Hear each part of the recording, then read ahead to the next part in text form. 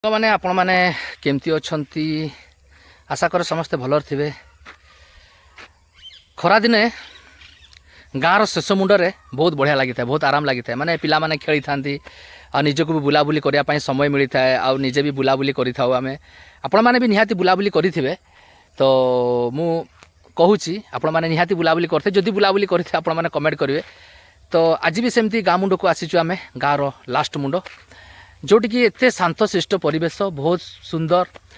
ମାନେ ଆପଣମାନେ ଏତେ ସୁନ୍ଦର ଲାଗିବ ଯେଉଁଟାକି ଆପଣ କହିପାରିବେନି। ସୁଲସୁଲିଆ ପବନ ବହୁଥିବ ଆଉ ତା'ର ବାତାବରଣ ପୁରା ଶାନ୍ତ, ମାନେ କେହି କିଛି କହିବାର ନାହିଁ। ମାନେ ବଜାର, ସିଟି, ମଲ୍ ଠାରୁ ବହୁତ ଦୂରରେ, ଏତେ ନେଚୁରାଲ୍, ଏତେ ସୁନ୍ଦର, ଏତେ ବଢ଼ିଆ ଲାଗିଥାଏ, ଯେଉଁଟାକି ପଇସା ଦେଇକି କେବେ ଆପଣମାନେ ତାକୁ କିଣିପାରିବେନି। ଆପଣମାନେ ଦେଖିପାରୁଥିବେ ମୋ ପଛପଟେ ଯେଉଁଟା ବିଲଗା ଅଛି। ବର୍ତ୍ତମାନ ଚାଷଫାସ ହେଇନି, ବର୍ତ୍ତମାନ ଆରମ୍ଭ ହେଇନି ଚାଷ, ତ ବିଲଗା ଶୁଖା ପଡ଼ିଛି।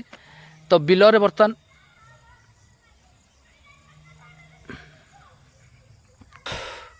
ଯେଉଁଟାକି ପୁରା ଦେଖାଉଛି ବିଲର ଦୃଶ୍ୟ। ମାନେ ବିଲଗା ବର୍ତ୍ତମାନ ଚାଷ ହେଇନି, ପାଣି ବି ବର୍ତ୍ତମାନ ନାହିଁ, ତ ପୁରା ଶୁଖା ଶୁଖା ପଡ଼ିଛି, ଖାଲି ଖାଲି ପଡ଼ିଛି।